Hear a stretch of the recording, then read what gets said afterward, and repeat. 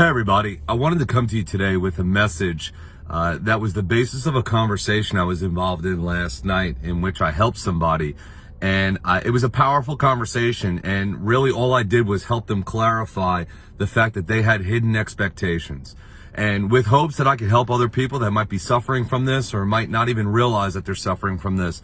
With hopes to help, I wanted to come to you today and share the message. So I teach all the time, as a staple of the Ivory Tower class, I teach all the time about hidden expectations.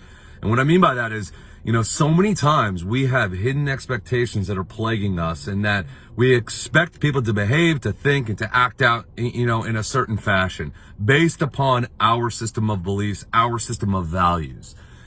It's okay to have your own system of beliefs. It's okay to have your system of values. You should. My problem is, and I had to learn this the hard way, unfortunately, is when we always put our system of beliefs and expectations into practice for others. The almost inevitable result of that will be disappointment, in that we think others are disappointing us. Somebody is shitting the bed on us.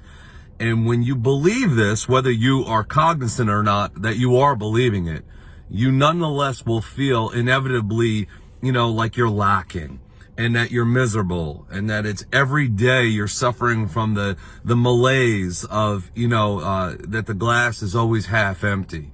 And that is because nobody will ever live up to the expectation that you set in your own brain. And the reason simply is because they're not you. This happens all too often when it comes to supervisors, when it comes to leaders. You got hopefully into that position for a reason. It doesn't mean that the people that you are supervising, that you're leading, are below you or incapable compared to you. It's just that you can't put the way that you did it into their heads, right? The best teachers in the world are the ones that show you as far as, maybe where to look, but not how to get there. Right? People should be discovering things on their own in their own way. That's the way that we truly grow. So what I would tell you is I get it. I've been blessed. I've risen to the rank of captain, and I say it all the time. I'm blessed. And I know for a fact that people will look at me, for instance, I love using myself as an example. People can easily look to me and say, hey, why aren't you getting this done? Or why did you do that? Or why did you not do this? Based upon their expectations of me. I understand it, and I don't hold any ill will.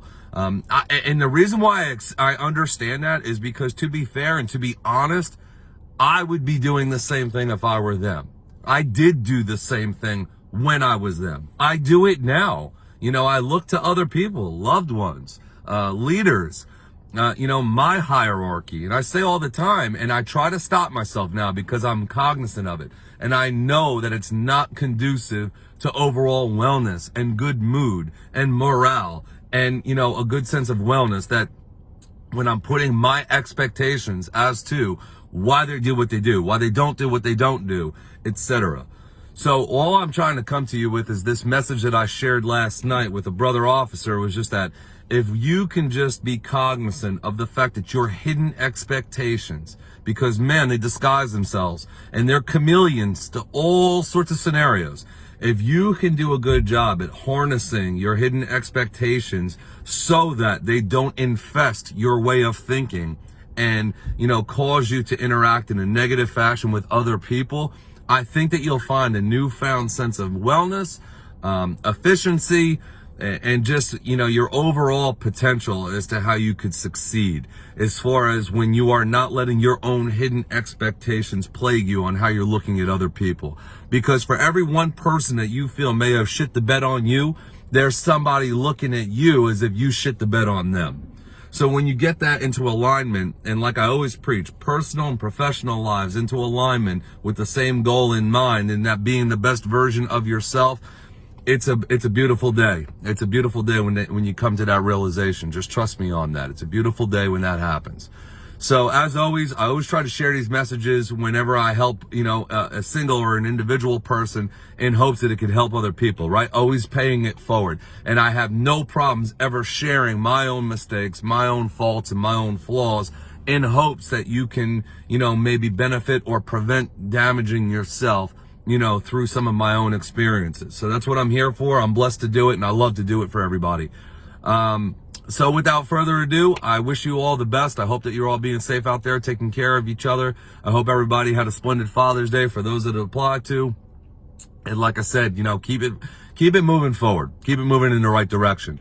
I'll be in West Virginia next week for Ivory Tower. Can't wait. Can't wait to get down there. First time visiting there. So I'm very much so looking forward to it. Very much so looking forward to July 1. That's when, my first book comes out. The Kapakazi officially gets released, and man, that's a bucket list thing that I held myself back for several years with an idea that I had, and my own insecurities held me back from doing it. So I took the plunge and I ripped the Band-Aid off, and I'm just going for it. And I hope again that, through some of the examples that I'm trying to put out there and trying to show you, with having the courage to do some of these things, that I hope that you guys will also realize that you have the potential to do the same thing. As always, if I could help any one of you at any time, please reach out to me. It'd be my pleasure. And again, my honor to do that. Be safe, everybody. Take care, and take care of each other. Take care of yourselves.